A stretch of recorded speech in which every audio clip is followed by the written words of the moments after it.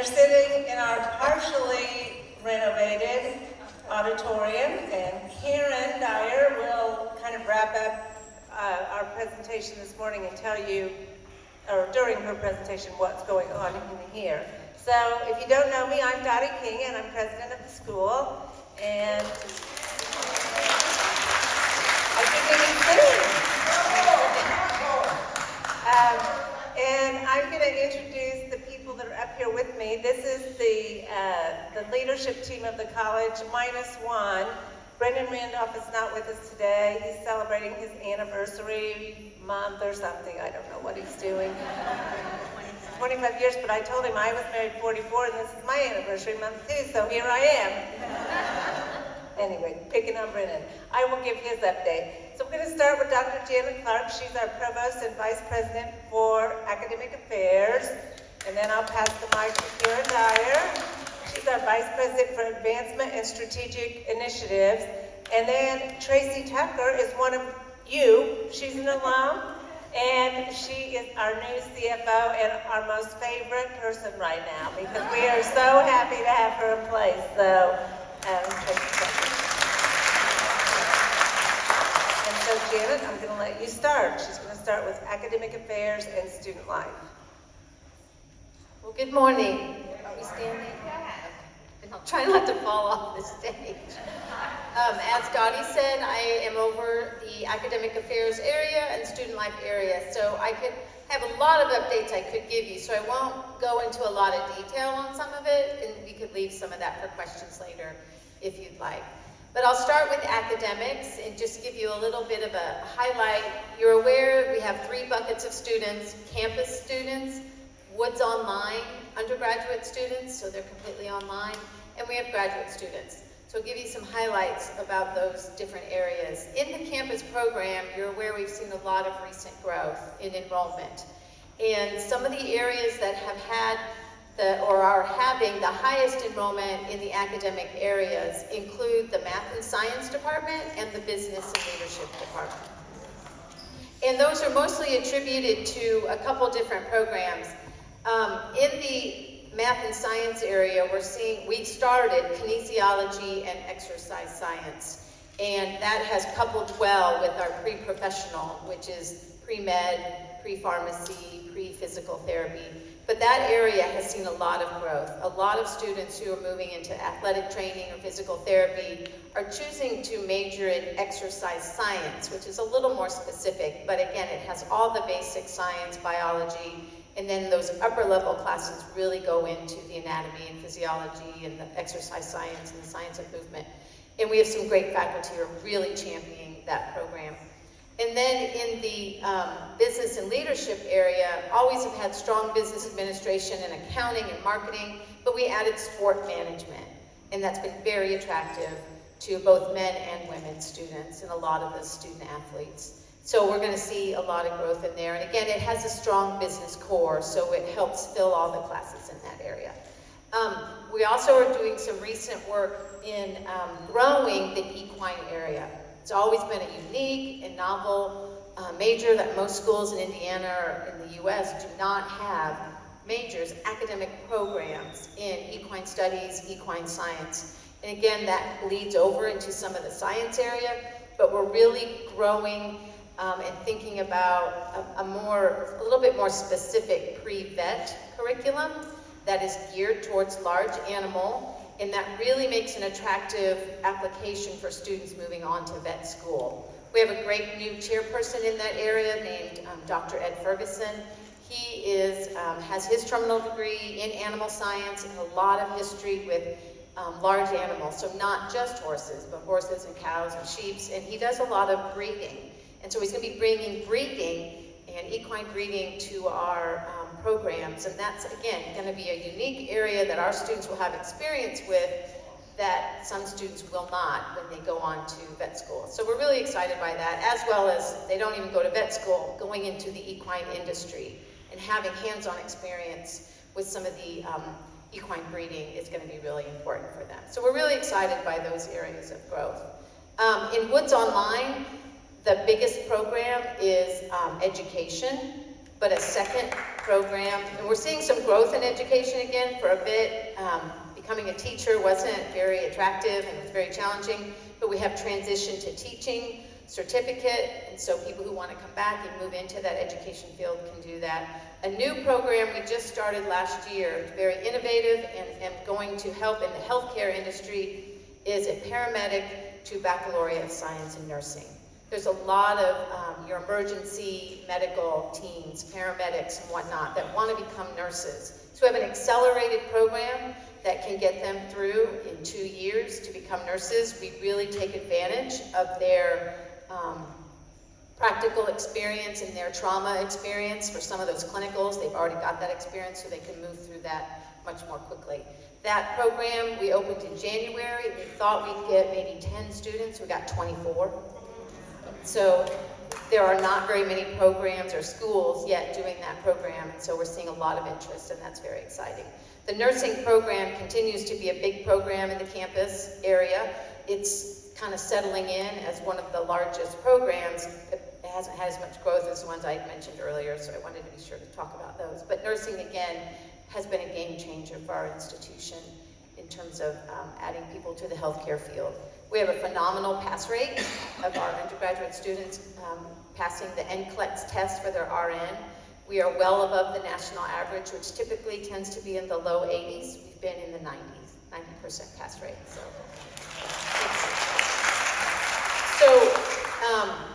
So online, very big in the paramedic to baccalaureate nursing and education, and it's always been strong in our social behavioral sciences psychology. So I just wanted to mention very briefly in the graduate program, we started our first terminal degree, the PhD in global leadership. So that was a big deal for us. We started that got the approval in May of 2020 and started that in the fall of, I guess it's right, 2020.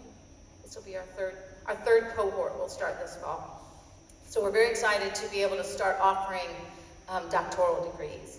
And we're looking at the next track to add to that global leadership program. And then the next master's program we're really anxious to begin is a master's in counseling. There is a huge need for mental health providers. We have a strong undergraduate program that feeds our students going on to other graduate programs to become licensed mental health therapists. Our music therapy and our art therapy students, especially art therapy, they're also getting that credential to become a licensed mental health counselor. So we want to start that program. It would be broader, it would be a general counseling, and we could add school counseling. So again, there's lots of professionals that School counseling, yes. So we hope to launch that next year.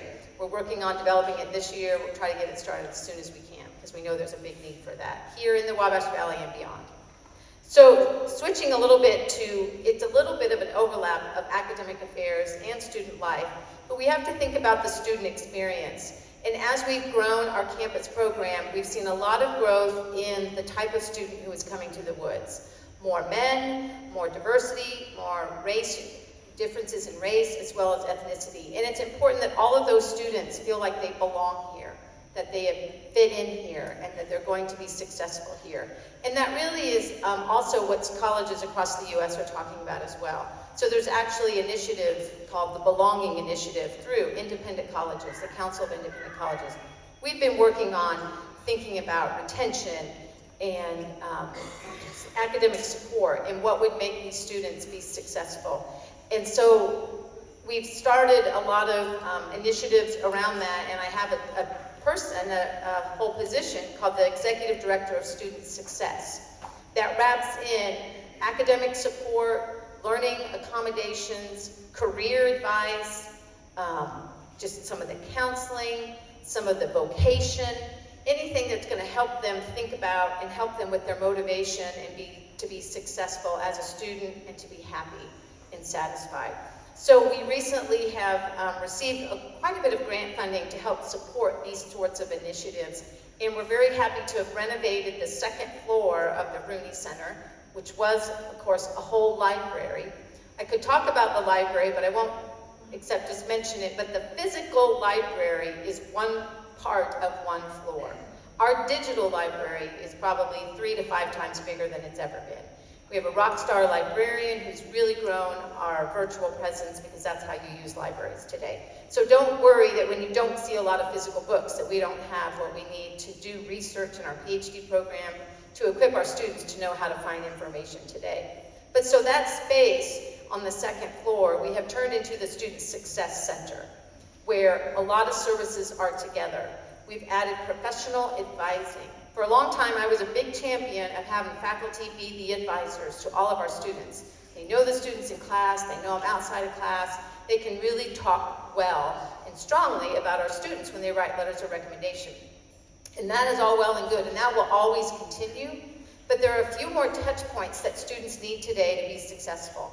Some of them need to be just have a few more conversations to keep their motivation up, to help them recognize how many credits they need to keep their financial aid active and is at the maximum amount that they can get. They need a few more touch points, and sometimes we call that retention navigation.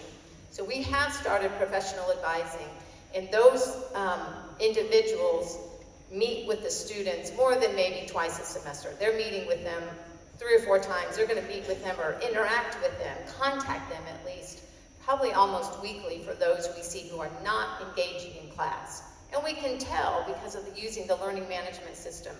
We can tell who's checked in, who's been turning in homework and whatnot. So the technology allows us to know who's kind of trying to hide and not get their work done. And so reaching out to those students is really important, and it does help retention. So the professional advisors / retention navigators work closely in the departments. They're assigned certain areas so that they're well versed in those academic programs. They know the plan of study, they keep the 4-year plan up to date for the department, and that helps the faculty not have to concentrate on as much as working on some of those logistics. Are they in the right classes, exact time, what's the course rotation, are they earning enough credits to get their financial aid? That's a little bit burdensome for faculty who want to have the relationship about internships. What do you want to do as your career? Where can I help you find a job? That's going to be more the role of the faculty. We're going to call that the faculty mentor role. So it's really going to work together. So far, we've done it for about 2 years. We're still rolling it out to some areas. The feedback has been really strong from students. They love the extra interaction. Some of the faculty are like, this is great. This is less work for me to have to keep track of those students, and I can have more meaningful conversations with those students. So we're really happy with how that's moving in that academic success area. So if you get to go over to the library, it's a beautiful space that has professional advisors, career center, the learning resource center, which is where the academic tutoring and the study tables, all of that goes together. Financial aid is in that building. So it's almost a one-stop shop for students and everything they need to be successful within their academic program. Student Life has been working really hard over the last few years to have a bigger or a wider range of activities as the types of students who are coming to us is changing. And it always ebbs and flows with what students are interested in clubs and organizations and the types of activities. We still have the great traditions of midnight breakfast, the welcome week where they do lots of different activities to get everybody to know. So they're working really hard on planning orientation for this fall. So what else was I going to say? So I have my cheat notes here. Oh, what are we doing for faculty and staff around belonging? So retention is really important in terms of graduation rates and whatnot. But again, when I talked about the belonging and how our students going to feel like that they belong or that they can learn here, that they're going to be successful. And so we've been working a lot around our behaviors around diversity, equity, and inclusion, and helping faculty and staff know the best way to navigate that. Things that we thought we were doing right, maybe we weren't doing exactly right. So how do you add things in your class that are more inclusive? Language in your syllabus, the way you post your office hours. Students think, so office hours for us were, okay, this is the time where I'm going to have students come in, they can talk to me about whatever they want in class. Some students don't know that that's what that means. They think that's when you're in your office and you're working and the door's closed and I can't bother you. So we have to change our language. And so it's been really interesting to learn how and to really listen to what resonates with students and what makes them have that bit of fear to cross over that threshold to talk to their faculty member. We've always been a small place where we want students to feel at home, but some students, especially first-generation students, are still uncomfortable navigating higher ed and how that works and how the classrooms work. COVID didn't help students feel like they can approach people very easily. So they have a hard time really telling you that they're struggling. And so that's one of the biggest things to do, is to get them to talk and to tell you what they're struggling with. They're not turning homework in, so you think they're not doing it. They're afraid. And sometimes we have to figure out, why are you afraid to turn your work in? It doesn't have to be perfect the first time. So it's really interesting. But so we've had a lot of faculty and staff workshops navigating students of today. What are some pieces that make them feel included, and how can we make sure everything is accessible, you know, for different race, different ethnicity, different learning styles, different physical abilities. So we want to make sure that all faculty and staff feel that they're able to serve the students well. I'll end with just a couple challenges. So what are we challenged with in academic affairs and student life? Mental health professionals, counselors. It's great that students want to take advantage of those services, but we're struggling to keep and hire enough professional counselors to serve them. We actually belong to a group where during COVID, these types of services popped up. Ours is called Timely Care, Timely MD. It offers telecounseling and telemedicine. The telemedicine works alongside our own physical clinic, but the clinic isn't open 24/7. Timely Care is open 24/7 online. Students have an app, they can reach a doctor, and they can reach a counselor.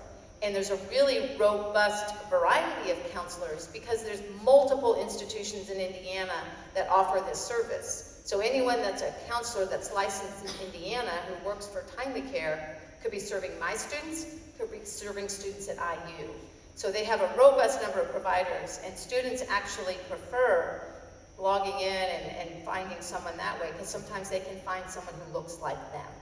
Whereas I have one physical counselor on campus, and last year it was a woman, a white woman, which is fine, and many students will see her, but maybe they want some variety in a different service. So the Timely Care has been a nice add to what we offer as physical resources, but it's challenging to keep those that person staffed.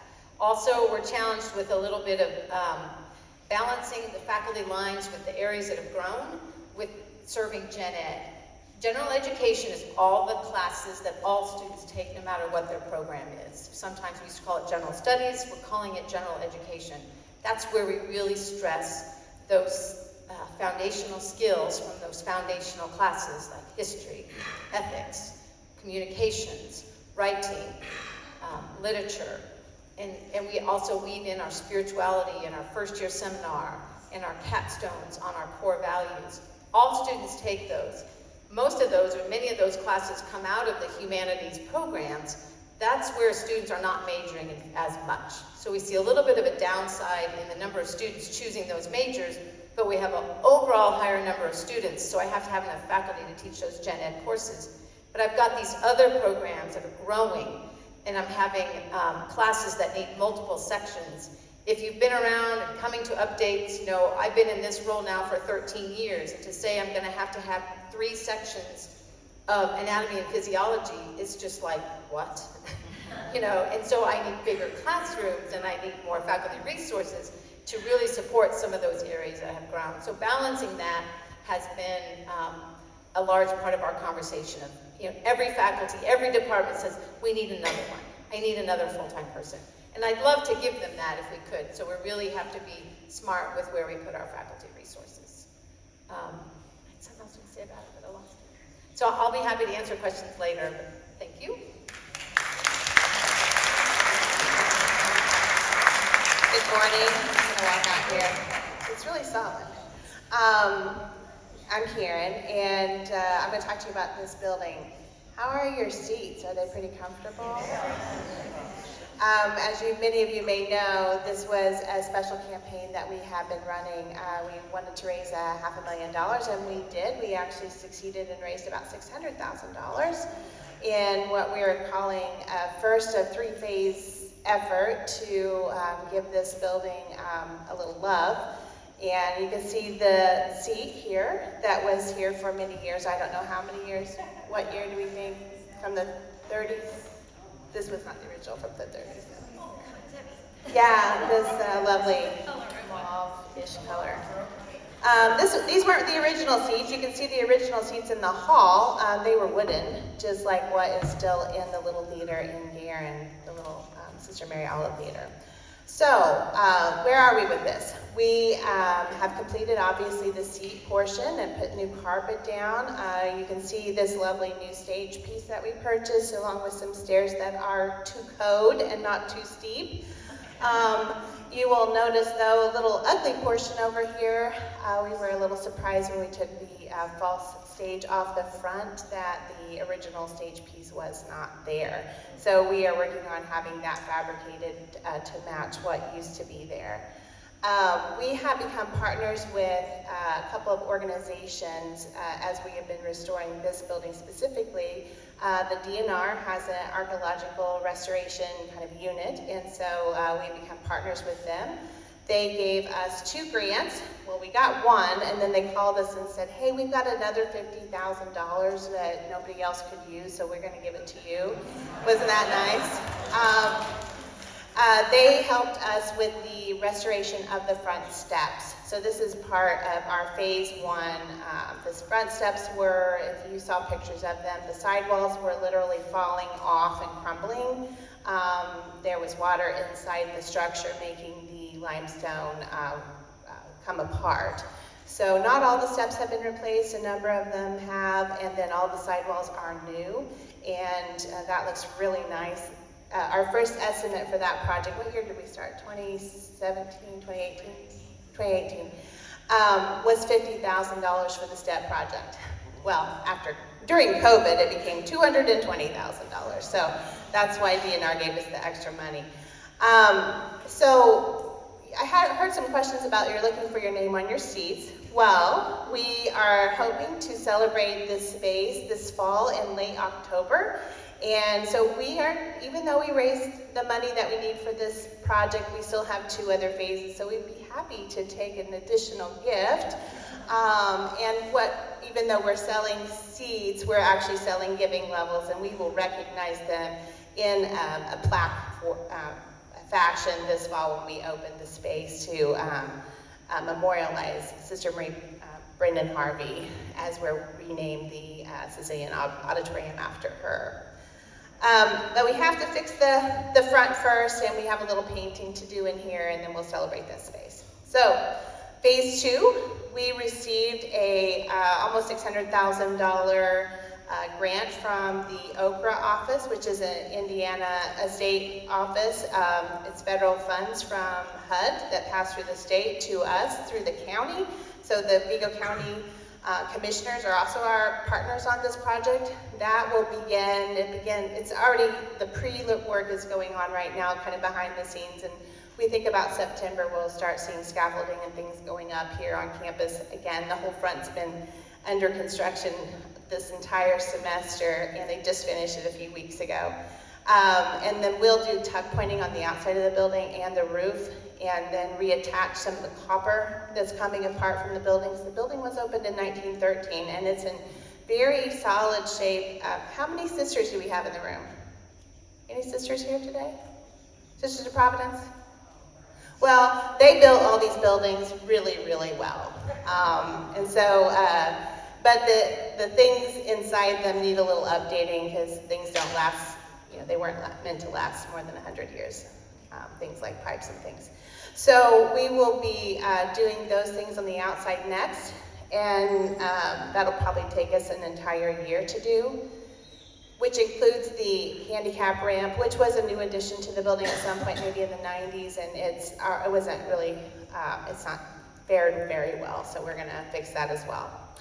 The third stage of the campaign is going to be the dome. So everybody look up. See, we've been up there messing with the tarp, and you can see light through. Yeah. We were just up there on Wednesday with some folks from Conrad Schmidt Studios from Wisconsin. They did the restoration of the dome, in West Baden, one of the beautiful huge dome that had come apart there, and at Indiana State for their normal hall, which had completely come apart. Ours is in really good shape in that it is not apart, but if you look at it, it looks a little bit quilt-like, how it goes a little bit like this. It's not supposed to do that. It's supposed to be straight. So they're looking at that and giving us an estimate of what it will take to repair it. It is, older than 100 years. It's not lead, it's actually zinc. So, for whatever reason. It's about 40 feet across, and it's an elliptical shape. And there is a skylight on the roof, so it's an interior dome with a skylight above it. And the entire structure is about a story tall up there. It is absolutely, from an engineering standpoint, gorgeous. With all of the metal and they were very impressed with how well constructed it is. There's a catwalk around the entire thing. The young man who is the glazer brought rappelling ropes so he could rappel to it. And I said, you're not gonna need those. We have a structure around it. And he said, I've never seen something so well built. So that's our third stage, and we will seek grant funds for that restoration as we continue to look for historic preservation grant funds for this building specifically. And the reason this building is because this has a public face. A lot of grant funders do not want to fund residence halls. They don't want to fund buildings that don't have anything to do with the community. And this building, we made the case that this space specifically is used for community events. So we have the community band in Sinfonetta. The Terre Haute Community Band lives in our building. They have their concerts here. They are free to the public. And we have other events that are open and free to the public. Almost all of our events are open and free to the public as well. So we made the case that this was a public space, and that's why we could get these grant funds. So if you ask, why haven't we used grant funds to fix the bathroom in La Fere? Because they're not available as readily. So that's this space. Feel free to go into the Beatrice Parlor as well. That's been updated a number of years ago. We would like to update some of the office spaces and the rooms around. We have a grant in to hopefully get funded for an ADA restroom over here in the hall that that would be better than what we currently have. So we're still doing some work on this. So to move on to just quickly, other fundraising, as Janet shared her challenges, I'll share ours. We have a very small staff. Catherine and Jess are the fundraising team of the college, and we have been challenged with finishing La Fere and the bathrooms. We're about 1/3 of the way done, and I think I think our mid-COVID number was about 1.2 million. I'm not exactly sure if it's not gone up probably to 1.5 million to finish 2/3 of the bathrooms that aren't complete. But as you all saw in the winter magazine, that of our big leak, all the pipes are the same age, so we expect more of those as we are trying to fix that. So that's one of the challenges, is raising that remaining $1 million or so to finish that project. We also need to expand the Nerley Center because we have more students and we don't have enough locker rooms. We have the same locker rooms for the men and women to share, and they alternate, but we really need to have 2 more locker rooms to adequately fit the needs of the students today. And then we have some needs at the barn, and we have some needs at the North Athletic Campus, and we can't even I won't even talk about Guerin, except for it needs an elevator. And we wrote that into a grant, so we'll see about that. So those are some of our challenges. We have an old infrastructure, and we have been very diligently working on fixing things that need fixed to meet the needs of our students today first, and then to meet the needs of things that break, which usually happens before we get the other things done, but to keep us from going backwards. But there were many, many years the institution just couldn't address those needs, and so we're trying to address them now, but it's all catching up with us a little bit because the buildings are 100 years old or so, and La Fere's reached it this year, right? This year, next year? Next year. You're right, Dottie. We were arguing about whether it was 23, 24. So anyway, not arguing really, but. So those are the challenges that we have. We have a small alum base, and you are awesome. You all rock. But there's a few of you, and not a lot of you. And so we are looking for other avenues in addition to our alumni support, our Woods Fund, which we are really close to hitting the $1 million mark, but we still need to get to 1.1 million to meet our goal. So those are kind of the challenges from the fundraising area. And then we can take questions later. But I'm not stepping on that. I don't know why, I was a cheerleader, but all of a sudden I'm not. I'm gonna update you with enrollment management area and then go into kind of a little bit of an overview from the president's point of view. And then we have another microphone that Catherine maybe will go around and let you ask some questions. So you're thinking about them right now, right? Okay. All right, enrollment management. This year we will have totally served more than 1,300 students, and to put that in perspective for you, the number of students we served my first year as president was just over 700. So we've done a lot with enrollment altogether, and a big driver of that is the campus program. The campus program had been really small for a long time, so putting that in perspective for you, I can tell you that at the peak of the campus program prior to now was in 1966. And in 1966, it was around 525 was the total number of campus students. And then it kind of was gently going down after that. And then you get to 1970 and it was a free fall. I mean, it was, from a mathematical point of view, the trend line was steep and in the wrong direction. And it leveled off somewhere in the mid-1970s. And then, for any practical purposes, there was nothing different about it, just a tiny little up and down from then until 2016. And 2016 is when we saw it start coming up again, and it came up dramatically. And probably if you're thinking about that timeline, you kind of understand what was one of the main drivers of that. But I'm not going to hang my hat on that being the only driver. And I'm going to tell you, if you're talking about that as the driver, we came up with women much more quickly than we came up with any men. So the number of women who are interested in us and the number of women we serve at this point is much higher than in recent history. And so the 1,300 is a good number for us, but it's definitely not an all-time high, because when I was a brand new faculty member here in 2002, we had 1,300 WED students. And when I became president, we had 270 WED students. So why was everything so dramatically different in 2010? Because everything was down. We had eliminated 2 master's programs without backfilling. The campus program was still precariously low, and the WED program had plummeted. And we didn't have marketing dollars to compete with like the University of Phoenix or the University of Southern New Hampshire. I'm giving you ones that I know you see those national ads sometimes. And it's not that our program wasn't the best. I still believe our program's the best. We just don't have that kind of reach with our marketing dollars. And so we had shrunk to a school of totally serving 700 students, and that was in every bucket that we had. And so to be able to tell you that we expect 650 campus students next year tells you the dramatic story of the turnaround. And so we are in the process, if you haven't noticed, of transforming the guest house into a residence hall. It will no longer be called the guest house, it will be called the lake house, because we don't want our students to live in the guest house. We want them to.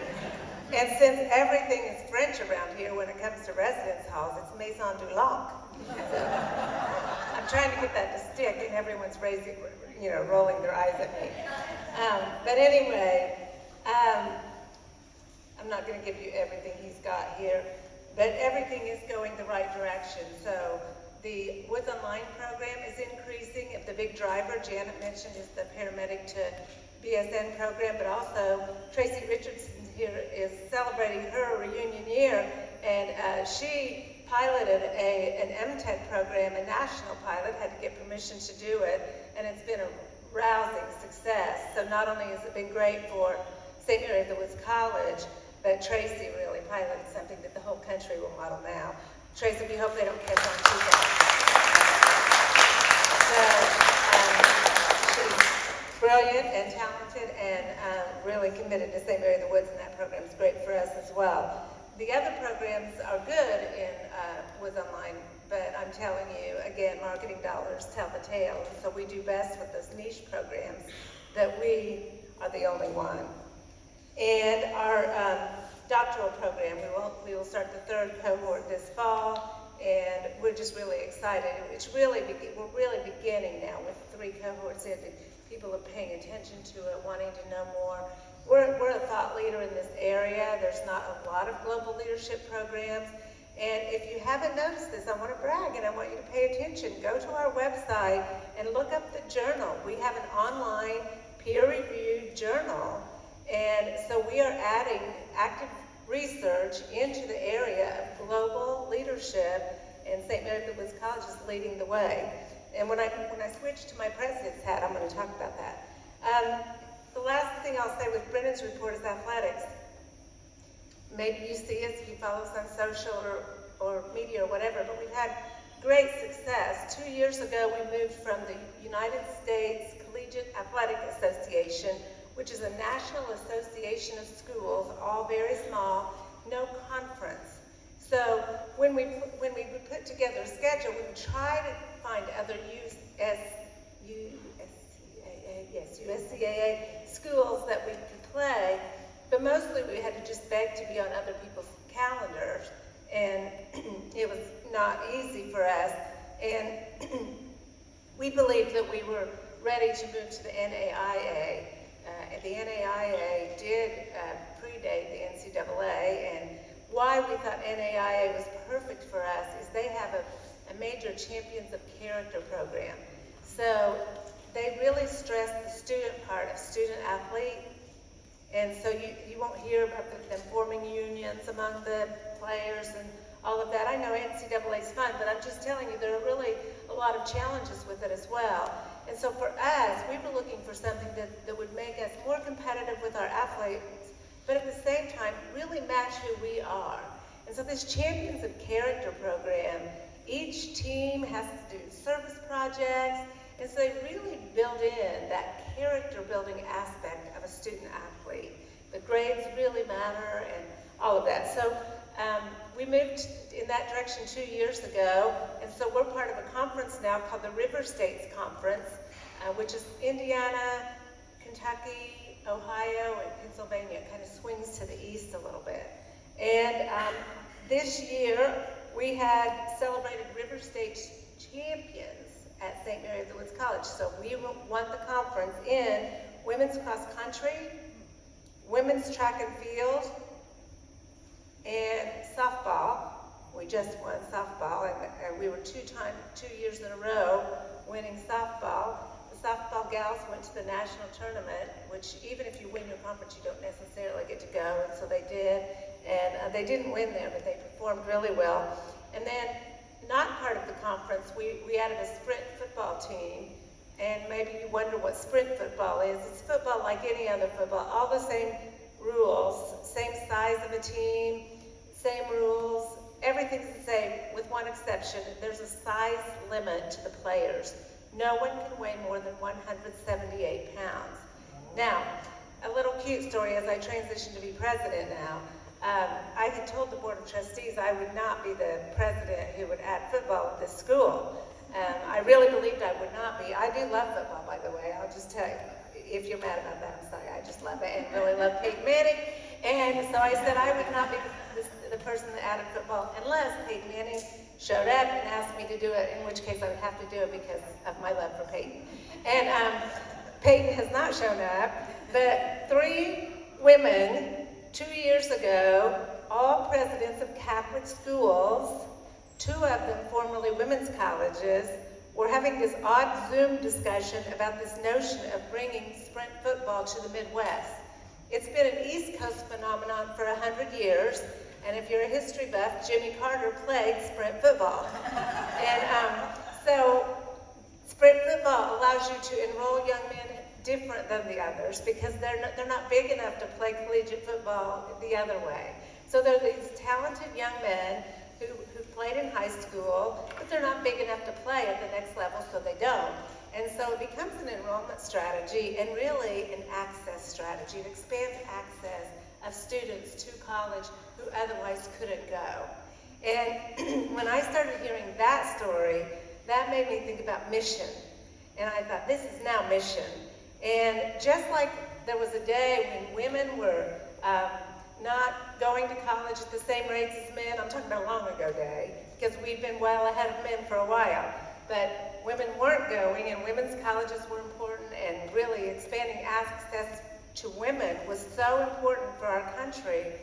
Now, the national dialogue has come full circle, and it's where are the men?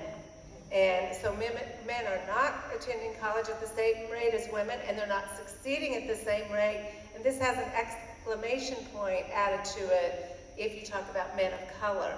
There's such a need to bring men and men of color back to college and allow them to achieve degrees. So all of a sudden, these 3 female presidents from Catholic colleges were discussing mission, access, and all of that. And so it sounded like something we would buy into.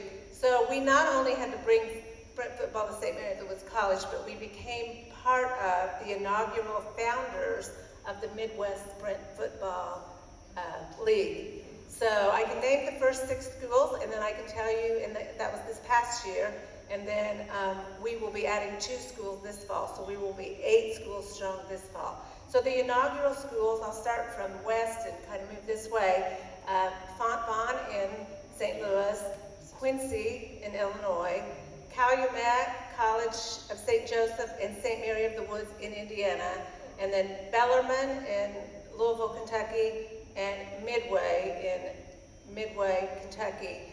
5 of them are Catholic colleges, and Midway is not, but it has a faith base. We will be adding this year Oakland City in Indiana and Walsh in Ohio.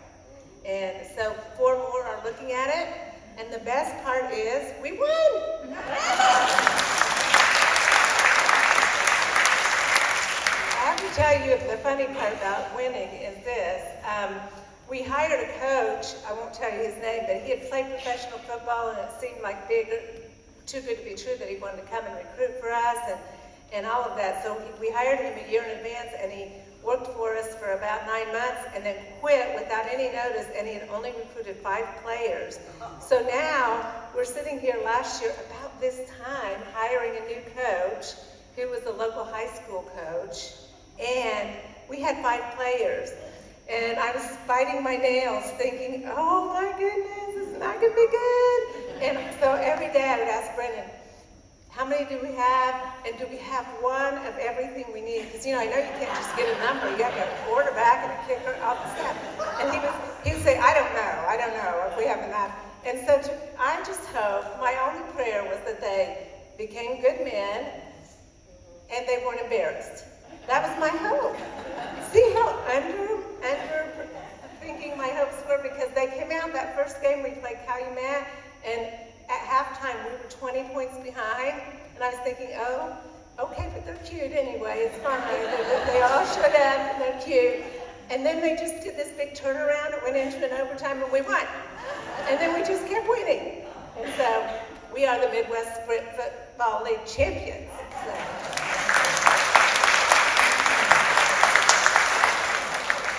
I've been thinking about this, and the theme for me for this, you'll hear some tonight as well, is really St. Mary of the Woods College through the eras.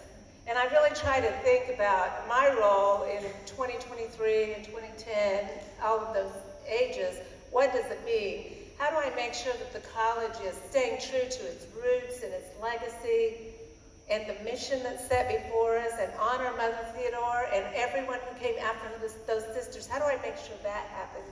And at the same time, make St. Mary of the Woods College relevant to students today, so that they not only want to come here, but that, like you're telling me, I spent a lot of time with the class of 1973 last night, and many told me how important this experience was to them. They mentioned specific faculty members or courses that changed their thinking about themselves, and they're better people, and how it stayed with them. And if we do our jobs right, that will always be true. But the messages won't always be the same. So I want to think about that just for a minute with you, and I'll go quickly. But when Mother Theodore came, she'd been educating in France at schools of both boys and girls. So why a girls' academy in Indiana? Because that wasn't her history in France. And it was because girls weren't going to anything beyond 8th grade in this region. And it gave a new opportunity for girls. So she committed herself fully to it. But you may or may not know that off to the side, besides that wonderful girls' academy she founded, that we kind of stand on that ground, she also had a free school for boys. And so she was always doing both. And so she was just really meeting the needs. She was creating this great experience for girls and allowing girls who were about to become women to start thinking of themselves differently. At the same time, there were these boys, and she said, okay, what the heck? I don't know how she had time, but she did it. And that academy grew and was well thought of and remained strong. And the Civil War was the next turning point, because after the Civil War, the country began to look at what teachers needed to be able to teach. I don't know about you, but Little House on the Prairie, watch Laura Ingalls. She's a 16-year-old student one day, and then she takes a test, and she's a teacher. Shannon, it wasn't that easy here, right? And so that happened with the Civil War. The United States was saying, maybe you need a little bit more to become a teacher than just take a test. Maybe you should be a little more than 16, and so on. And the college began offering higher ed courses then, but they were for the sisters who were teaching. So the higher ed courses that we first started offering were for the sisters who were teaching. But what we were figuring out is, well, we're kind of good at this, and this might be the next best thing for us. So about the turn of the last century, there was thought that the college and the academy were now coexisting on this campus. And there was thinking, maybe the college would do better if the academy wasn't here. They didn't close it. They moved it to Indianapolis. Did you know that? They moved it to Indianapolis. It was a girls' academy in Indianapolis. It merged with the boys' academy in Indianapolis and became Cathedral High School. So we still kind of exist in Indianapolis, as we have the roots there. But St. Mary's Woods College became a college in 1908 with the higher ed commissioner of higher ed, and became accredited. And from then forward, we were a college, and that trend line went up until you got to 1966. And we did so many first things. Women's colleges were popular in America, but we were pushing the envelope. And so we offered a lot of majors that other women's colleges didn't offer first. Journalism was one of them, gerontology was one. There are probably ones I don't know. But I know enough to know we were always pushing forward with innovation and willingness to change with the times. What are the needs today? We didn't just hang our hat on what was, it was what's going to be. And so many of our programs, we did art therapy and music therapy before very many others did it. And now others catch up. We were the second distance ed college in the country. The second one. We're celebrating 50 years of the WED program this year. And Jean Nerley was a rock star and really putting that together. I was blessed to know her and talk with her, and once I became president, I think she just trusted me enough to just spill all of her secrets. And she said to me, in hindsight, that was a brilliant move. But the backstory was I was very afraid. I thought I needed to, we might close the college. And she said, she wrote a book about how to close the college. We still have the book, by the way, it's in the vault. I won't look at it. But I did look at it once on the outside, and I really couldn't look at it. I really couldn't open the pages because I thought to myself, yeah, this is too frightening to me to look at. But in her own hand, she wrote the steps it would take to close the college. But she didn't close the college. She founded the WED program. And Mother Theodore stepped up on the rock over there and said, all appearances are against this. But but she didn't get back on the stagecoach. She went over to the church and prayed. And so this college faces challenges. Today, we do. But we're continuing to remember who we are, what we do well, and innovate and push forward into a new generation. So what the students of 2023 want isn't what you wanted or needed in 1973. And in 1973, it wasn't what was happening in 1933, and so on. But what we have to do is remember who we are, remember why we do this, and then meet the needs of those students today. So today, Janet described for you, we're serving the most diverse group of students that I believe we've ever served at St. Mary of the Woods College. They come to us with a lot of needs, and it's a lot of joy to serve them. I'm going to describe two students without mentioning their names. And so I'm going to start with one who came to us. He is a member of that sprint football team.